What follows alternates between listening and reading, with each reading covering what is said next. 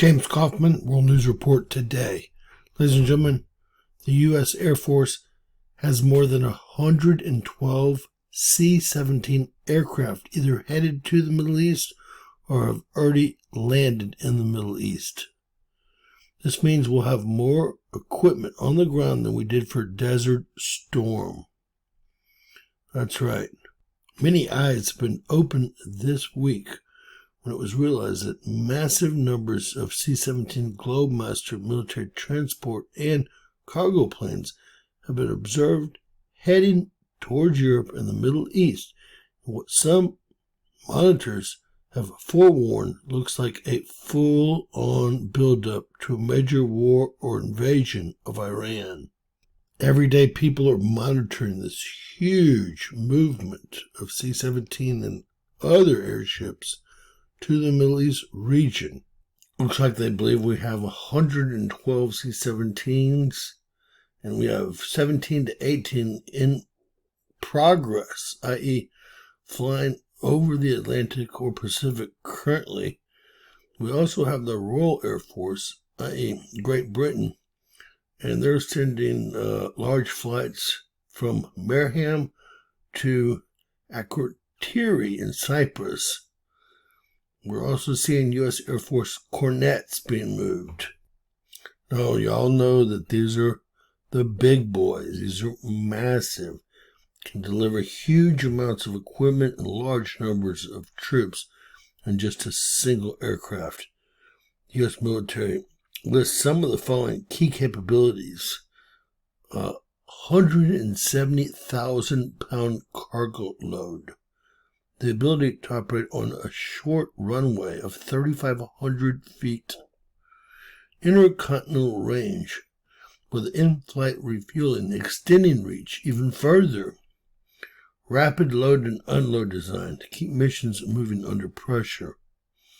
Iran and the U.S. just concluded an initial round of indirect talks mediated by Oman, but despite some hopeful statements issued by either side, it's very clear that Iran is not willing to negotiate its ballistic missile program, a sticking point being demanded by Washington. A second round is expected in the coming days unless military action ensues. And it looks like military action will be ensuing first. Iran's foreign minister has already questioned whether Washington is taking these talks seriously or if they're merely a pretext to give Washington more time to allow for U.S. forces to build up in the region. So they know what time it is. This goes through where the 112 are here, the different air bases surrounding the Middle East. These are the pending flights, 17 or 18. And we have some globemasters in Jordan as well. And looks like we have 3 globemaster 3s in Jordan. Looks like we have a Reach 860 just arrived in Jordan, with a Reach 842 having diverted to Nuremberg. Looks like we have a total of 11 that have actually landed from Briggs Air Force Base in Jordan as of, since February 4th, just a few days ago. And this goes through some of the Royal Air Force planes are also moving into position. It's like they also have Globemaster 3s and the Airbus Atlas C-11X one times. We've had 2 large Royal Air Force logistics flights, an Ascot 6256 and an Ascot 4278. They've arrived at Ras Marham in Cyprus. 6 F-35Bs from Marham deployed to Akrotiri yesterday. And we'll see a few more of those, I'm sure. There's no telling if they're aboard some of these planes or not. This is a list of 7 C-17 Globemaster 3s and where they went here. And we have a Lockheed C5 super galaxy. Here, reach 1801. We have two KC-135s that move around our F-15Es. Last time they were in movement, they use the same code, and they're going to be moved to Spain. It looks like more F-15Es are on the way, while some, along with a refueler, are headed back home.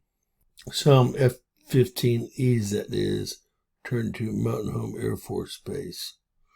So what do we have? We've got a lot of equipment on the move, ladies and gentlemen. And we don't know what's aboard these planes. Is it troops? Is it ground equipment? Is it aircraft? Or is it a combination thereof? Again, we have 112 C-17s landed, and at least 17 to 18 more on the way. And we've had a lot of other troop movements. This could mean a full-scale ground invasion of Iran, which would, well, fit the plan probably.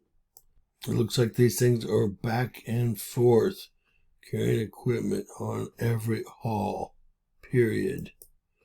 And, well, that's a lot of equipment headed to the Middle East. Let's hope we don't need anything here at home.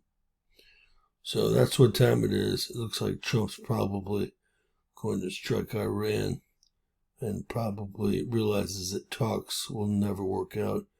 Iran will never stick to its word no matter what. If it signs a piece of paper, it's just that, a piece of paper to Iran. So my guess is, well, Trump's not ending any wars anytime soon. It looks like he's going to do just the opposite here. And he is moving a lot of our armed forces over to the Middle East to most probably have a ground invasion after, I'm sure, several bombing runs, a ground invasion of Iran. And I guess it's about time. They've been on our radar and screwing with us, well, my entire life, 57 years. So, wish our guys luck, and let's hope they knock out everything with that new super weapon that Trump keeps talking about. God bless, folks. Please share, please subscribe. Always remember, anything's possible. Bizarro world.